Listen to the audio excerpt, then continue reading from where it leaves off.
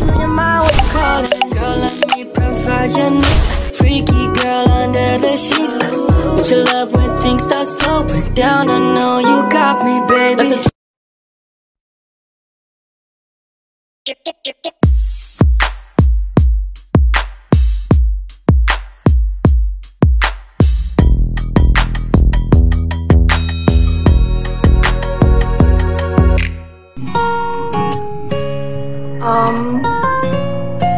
What's up guys, today we're going to make a vlog interview about the love story and how their relationship stay and getting strong. I am with Ate Nek, my tito's wife. So today let's start this vlog.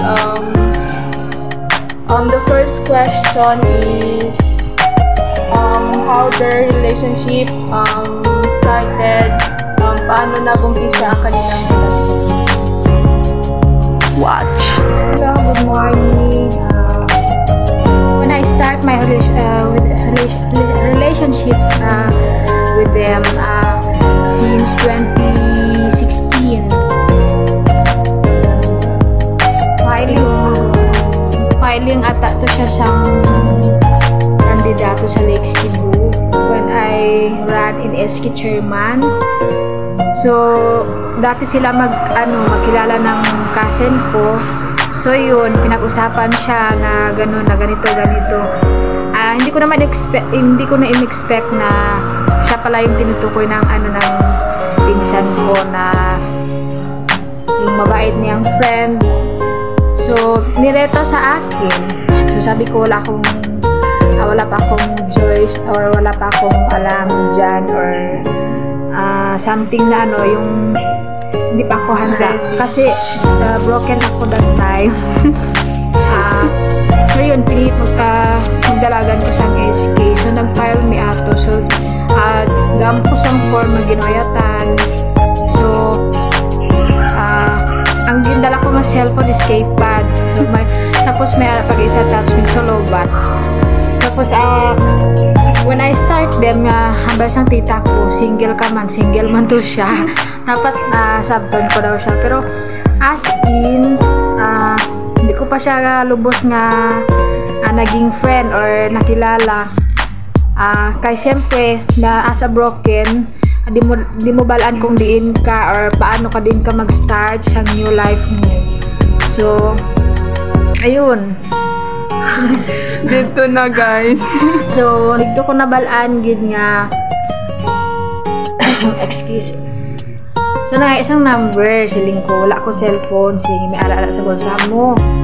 Di kay to katugayan sobra 30 minutes ata siya. Nara siya di mabuyan akon kamot. So, ang mga pinsan ko nagkadlaw na lang sila tanan. Wala ko siyang choice. So, ginhatag ko ang number ko. So, nag-text or nagtawagay. Maayo man galing nga tao biskan labotaw man. Kungkis pero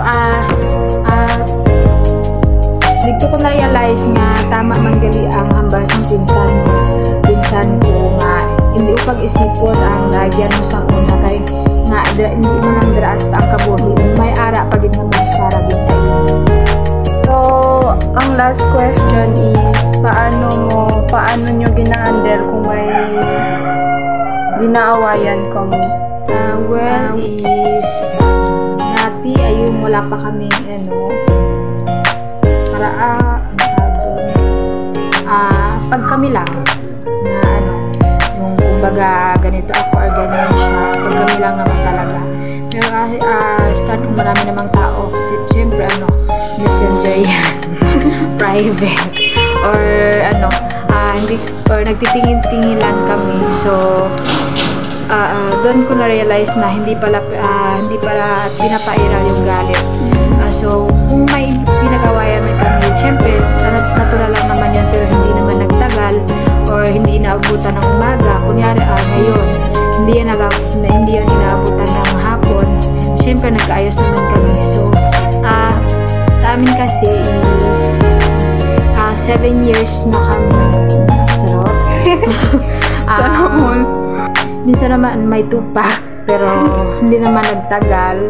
Alam niya nagalit ako or namumula yung mukha ko. So, kasi bat na siya. Then, pagbalik niya, okay na, wala na. Amo lang na.